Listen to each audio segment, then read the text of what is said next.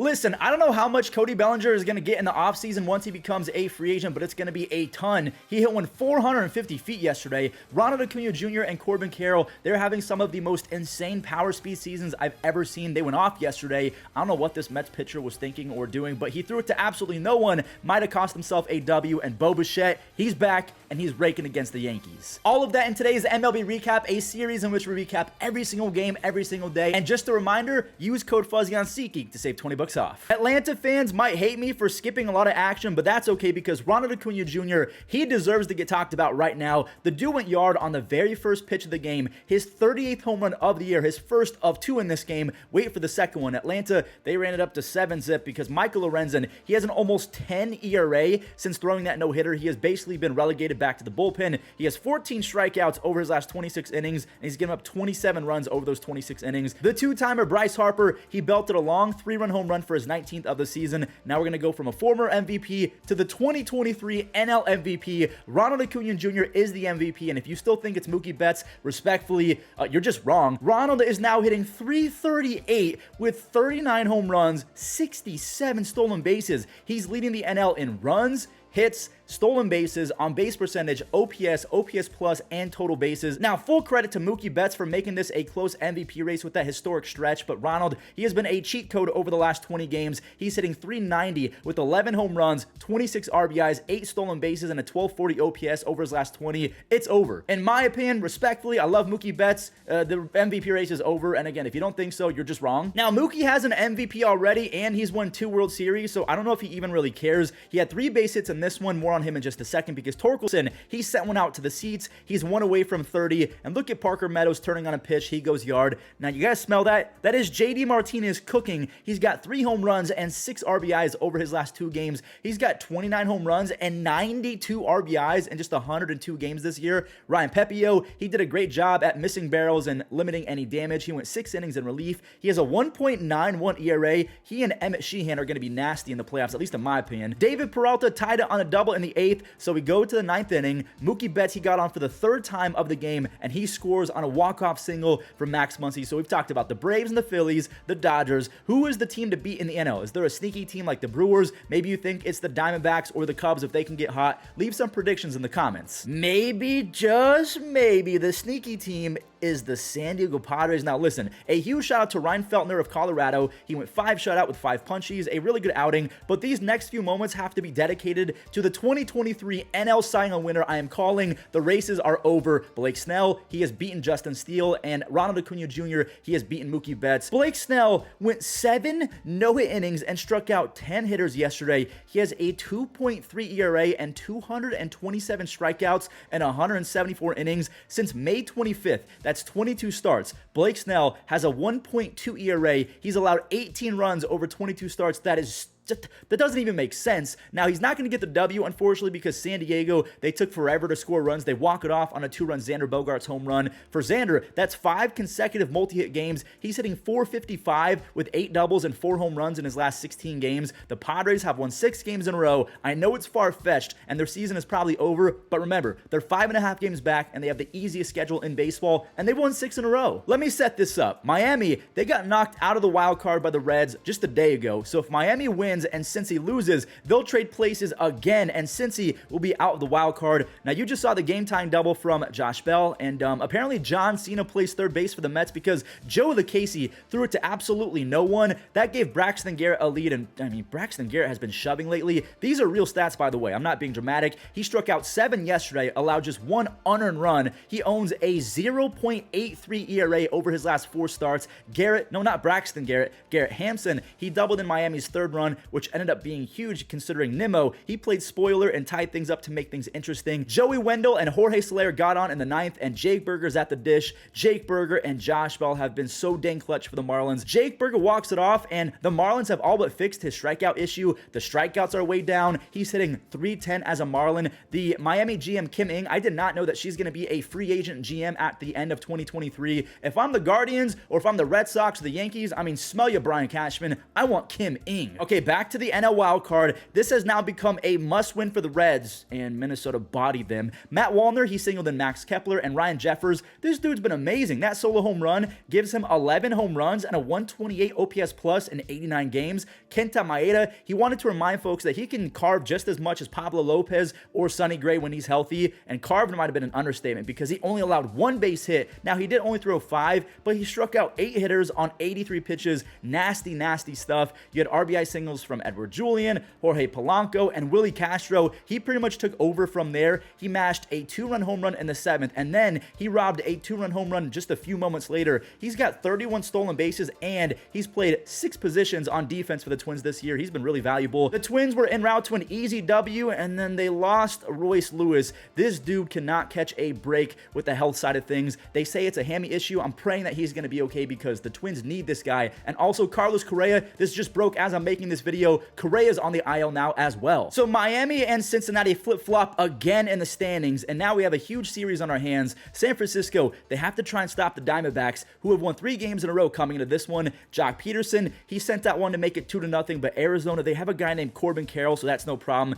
Corbin, he laced one down the line for a huge 2-run double. Marte then got on, and they attempted a crazy double steal off the defensive wizard, Patrick Bailey. Corbin was safe, but Wilmer, he dropped the ball. Then Corbin turned on the turbos. He scored, and it gets away. Kelly's going to motor home to score as well. Corbin, he's having one of the most mind-melting rookie seasons ever. He's got an NL best 9 triples with 24 home runs, 48 stolen bases, and 4 outs above average defensively. Ketel Marte had 2 more RBIs. He went 4 for 4. He's hitting .350 with a crazy .425 on base percentage in September. If the Arizona pitching can hold up, they can be sneaky in the playoffs. The same exact thing can be said for the Cubs. Like, they're going to score runs. That's not the issue. Dansby Swanson, he launched his 21st home run, and he leads baseball with 19 outs above average, and he's been a walk machine in 2023. That is something that we've never been able to say about Dansby Swanson. Seiya Suzuki, in my opinion, he's been worth every penny of his contract. He's hitting .315 with 13 home runs and 40 RBIs over his last 62 starts. But again, Chicago, they're going to score runs, so they need Javier Assad to keep dealing, and he shoved in this one. 8 strikeouts over 5. I forgot that he's a rookie, and so is this guy, Alexander Canario. He laced an RBI double, and then he tattooed a grand slam in the 8th inning. Good for him. Just his 2nd career game. He had some of the best pop in all of minor league baseball, and now they called him up. So, like I said in the intro, Cody Bellinger, he mashed another home run, and I mean mashed 400 and nearly 50 feet for a 3-run moonshot. He's hitting .310 with 26 home runs, 94 RBIs, 20 stolen bases, a 135 OPS plus. He's got a cannon. He's got 5 outs above average. He's back to being a 5-tool megastar. He might get $25 million. We're going to do a full update on the NL division standings as well as the wildcard standings. We'll talk about that at the end of today's recap, so don't go anywhere. The Cubs, they're trying to catch up to the Brewers, but it just might be impossible. William Contreras, he stays raking. He hit a home run against his brother's team, but unfortunately Wilson was not playing. Josh Donaldson, he made things rain with an RBI double. He ties things up at 2 and tack on 2 more RBI doubles. Tyrone Taylor and Sal Frelick, they kind of put the game out of reach. Now, I'm not going to lie, not much happened for the rest of this one, minus an Adames RBI single in the 9th inning. The Brewers, they're 19 games over 500 now after they beat the Cardinals. All right, shifting gears to the AL side of Major League Baseball, Texas, they have to stop the bleeding somehow. They're facing a struggling Boston team, so they need former Red Sox Nathan Eovaldi to clutch up. Adolis Garcia, he's back. He's got 35 home runs and 101 RBIs. Also, Josh Young, he's back in the lineup. 2 massive additions coming back from the IL. Nathan, he got lit up for 3 in the 3rd. 2 came off the bat of Yoshida, who has been awful in the 2nd half. I'm really hoping that swing breaks him out. Marcus Semien, he got 1 back in the 5th inning, and then Jonah Heim, he tied it on a double. Jonah Heim has been so clutch since last year. That started a mini rally as Leody Taveras then singled in Jonah Heim to make it a 4-3 ball game. Corey Seager, my guy. He's been an MVP offensively, but defensively, the dude just kind of stinks. Texas, they could not lose this ball game, and Josh Young, he understood that. He was on pace to win Rookie of the Year before hitting the IL, and also Gunnar Henderson completely taking over. Josh Young has 22 home runs and a near 120 OPS plus, so still very impressive as a rookie. There's a bases loaded walk to Jonah Heim, and now you have a 2-run lead. Jose Leclerc, do not blow it. I can't believe it. Jesus might be coming back. A Texas closing pitcher did not blow a save. The Rangers beat the Red Sox. So now we got to find the Houston and Seattle games, because even though Texas lost pretty much every single game the last week, an Astros L will put the Rangers at just a half game back in first place. Ryan O'Hearn, he's about to get tested. Like, I feel like we say Ryan O'Hearn's name every single recap. He went 5 for 5 yesterday. He went 5 for 5 the game before, and then in this one, he had multiple base hits and a home run. Kyle Tucker, he's got 28 home runs. I mean, this guy has been an MVP level offensive player as well. Austin Hayes, he unties it on his 15th home run, a 3-run home run off of Hunter Brown. Now, the Orioles answered a Bregman blast with 2 RBI singles from James McCann, who I forgot existed, and Gunnar Henderson. That was right before Yainer Diaz, he teed off. This dude is a rookie catcher hitting .290 with 23 home runs and a 131 OPS plus. Cleveland, they got 360 no-scope silent shot in that trade, and also the Nolan Jones and Will Benson trades. Anyways, Yandy Diaz, you ever heard of him? Austin Hayes, he ripped his second of the game. He has a really good 120 OPS plus in Heston Kjerstad. This kid's going to be a problem. He somehow muscled an inside pitch the other way for a home run. The Orioles, they won 4 in a row. The Rays are still fighting for first in the East, but we'll show their game after this Mariners recap. It's kind of a must-win game for the Mariners. A loss would send them back to 3rd place. I completely forgot that Jared Kelenic was back in the lineup. Remember, he broke his own hand a few months ago. That's an RBI single, and that's another RBI single. He could be huge down the stretch. Luis Castillo is special. He's been so dang good for the Mariners. A perfect fit in my opinion. Now, granted, it's the A's, but he was throwing darts all night long. He got through 6 without any damage, a bunch of strikeouts, and then Seattle, they popped off for a huge 4-run 7th. If JP Crawford somehow fixes his glove and actually gets his defense back, he could be a top 5 shortstop in baseball. I don't care. He doubled in Dylan Moore and then launched another home run. He's got 34 doubles, 16 home runs, and a stupid 129 OPS plus. So fix the defense, JP, and you're back in the top 5 conversation. So both the Mariners and the Rangers win. That means that they stay tied for 2nd place, but they're both just a half game back of the Astros for 1st. Tampa Bay is trying to pull a Texas and reclaim 1st place after being in 1st for the majority of the season. Now, we already saw Baltimore beat Houston, and this motherfudger Randy is so sick. Back-to-back 2020 seasons with 80-plus RBIs. He has a career 127 OPS plus, so he flat out rakes. Logan O'Hoppe, he also rakes. He has 11 home runs in his first 41 big league games as a rookie catcher. That was the only run allowed by Taj Bradley, another rookie. So many amazing rookies in baseball. The Rays really need him to stay hot going into the playoffs. He had 6 strikeouts, only 3 base hits over 5 innings. Zach Neto, he popped off for his 9th home run. I really like Zach Neto's game. Like, it's crazy how many good pieces the Angels had in place this year. It's just that injuries completely robbed them of having any consistent success, and also Tyler Anderson and the pitching staff really regressed from last year. I mean, they also had terrible contracts like Aaron Soup, and not even good Soup, bad Soup. Aaron Luke got torn up by the Rays. Rookie Osley Vesey Basabe, that's a long name, I'm sorry if I botched it, but he had 2 RBIs, and then Rene Pinto, he's been really good offensively as a catcher, and he has one of the best pop times. That just means when a catcher actually receives the baseball and throws it down to 2nd or 3rd base when a runner's stealing. He's great at that. He just has to work on blocking. The Rays are a bajillion games over 500, and they have outscored their opponents by 200 runs this year. Now, we do have some breaking news. I probably should have talked about this in the beginning of the video, but Shohei Ohtani, he has gone through successful UCL surgery. Now, it's not going to be an experimental surgery. It's going to be one of those, they went in there and they cleaned up everything as best as they could, and because of that, he's not going to be pitching until 2025. They thought about maybe doing a workaround where he can come back faster, but that's not going to be the case. So he will be ready to hit on opening day, but pitching wise, he won't be back until 2025. So the AL MVP race in 2024, it just got a lot more interesting. Or actually, he could have signed with the NL, so I have no idea. All right, let's see if the Jays can finally be a team from the AL East. They are 10 games under 500 versus their own division this year. George Springer hit a home run on his birthday. He turned 34 years old yesterday. He needed that because he's hitting 240 with a 93 OPS plus in the 2nd half. Glaber, he knotted things up on a double, but Baltimore, they snatched the lead and never looked back. Kevin Biggio had an RBI single, and there's the Bo that we all know and love. Bo, he's hitting 304 with 19 home runs. He just has to really fix his glove. He showed improvement in the 1st half, but now he has -5 outs above average. It's because his arm is a little bit shaky. I love Bo. I just need him and Ronald Acua Jr. to be Gold Glovers, because if they can do that, they'll have 90 WAR by the end of their careers. You guys want to hear something insane? Yusei Kikuchi, he threw 5 innings of 1-run ball. He struck out 7 Yankees, but he had to leave after 82 pitches because because he had cramps. He blames the fact that he only got 11 hours of sleep. Now, if he got 13 to 14 like usual, he probably doesn't cramp.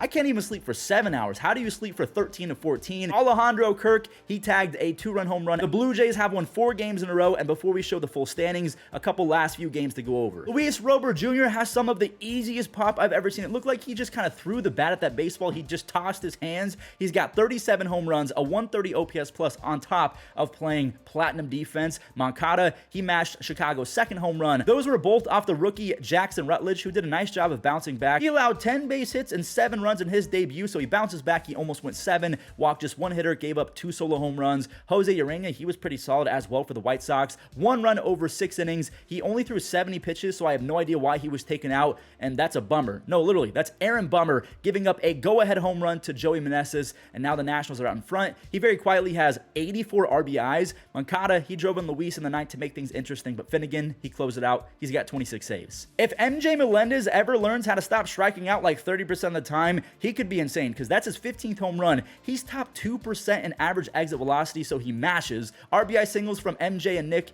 they made it 4-0. Now, Cleveland did not win, but I do want to show this 2-run single from Josh Naylor. Naylor's hitting .310 with 93 RBIs. He has a 127 OPS plus since last year, so that makes the Yandy Diaz trade a little bit easier to not be depressed over. Anyway, Kansas City, they ran it up to 7 runs, and they needed all 7 because look at Josh's little brother, Bo Naylor. Bo now has 8 home runs and a near .380 on base percentage over his last 38 starts, so even he's making that Yainer Diaz trade not so bad. Cleveland, they sweep the Rangers, and then they immediately lose 2 in a row to the Royals. So the Rays are 2.5 games back of the Orioles for first place in the AL East. We can see that the AL West is just mayhem. The Mariners and the Rangers are tied for second place, but they're both a half game back of the Astros, and then in the NL division, it's pretty much done. The NL wild card is far from done. We can see that the Padres have won 6 games in a row, so they're now just 2.5 games back of the Giants, but the Giants are 3 games back, the Reds are 1 game back, the Marlins are a half game back, so the Cubs are actually in the wild card right now. The Marlins are at a half game back, so what I said earlier wasn't true, but yeah, they did flip-flop places. The Marlins are a half game ahead of the Reds. The Diamondbacks have won 4 games in a row, just like the Blue Jays, so they're both in the second place for the wild card. The Rangers and the Mariners are tied for the final wild card spot, and the Yankees, yeah, their season's over. Today's Immaculate Grid is going to be different because I'm going to try and guess the most popular player from every single pick, so we're trying to get a terrible rarity score today, so we're going to do the easy ones first. A 300 batting average for the Pirates, 200s. I could go Clemente or Honus Wagner. Yes, I say Honus, sue me. I don't think that it's Honus, but if it is, I'm not going to say it. 300 average, I'm going to go Roberto Clemente for this one, and then I think I can go Wagner for 200 base hits. What is this one? 21%. Okay, so that's quite a lot. 300 batting average for the White Sox, Frank Thomas. That has to be the most, so I'm going to go Frank Thomas. Again, you can't use players twice, so I couldn't go Clemente. I feel like he would have been the most for both of these, but I can't use him twice. 200 base hits in a single season for the White Sox. Did Paul Konerko or Jermaine Dye, did he ever do that? Who was the one guy that got banned from the White Sox back in the day? Because I know that he was a hit machine. Shoeless Joe. I feel like a lot of people are going to put Shoeless Joe. 48%. Okay, I cannot. Okay, here we go. 300 average for the Angels. I don't think that Albert Pujols is at 300. I'm going to go Mike Trout. I'm going to go Mike Trout for 300 and the Angels. I think I should be able. 58%. My goodness. So 200 plus hits for the Angels. Did Sean Figgins? Now, Sean Figgins might have done that, but I don't know if he would be a popular pick. I'm going to go Vlad. I'm pretty sure that Vlad did that when he was on the Angels. Okay. Seattle Angels. Upton. Wasn't Upton on both teams? I feel like Upton's a pretty good one. I know Sean Figgins had that huge contract and then fizzled out for the Marlins. I think that... I don't actually... I'll have to come back to that one because I don't know who it could be. A Mariner and a Pirate. I feel like Carlos Santana is the most recent one, so a lot of people might be going Carlos Santana, and I can't think of anyone else. So Carlos Santana, 33%. Again, this is my worst rarity score, but that's the point of today's Immaculate Grid. A Mariner and a White Sox. I should have gotten this one 2 minutes ago. Ken Griffey Jr., 39%. Okay, who is this one? A Mariner and a Angel. It's either going to be... not James Upton, Justin Upton. I feel like Justin Upton might be it, or it could be Sean Figgins. I feel like people might not remember. I don't even know if it was Justin Upton. Was he on the Mariners or was it BJ Upton? I'm going to go Sean Figgins just because I know he was on both teams and I don't want to get it wrong. So let's see how I did. Again, terrible 386 rarity score. Let's compare it to the most popular picks. Carlos Santana. Well, hold on. Seeing two Robertos kind of flip me. I did it! Every single most popular player I got right. Now, I don't know if that's a good thing or a bad thing because that was an easy one to do. But aside from who was the second most popular for 200 hits, it had to have been Wagner at 21%. Look at me. I appreciate you guys watching. Leave a like, click that subscribe button, and I'll catch you in the next one.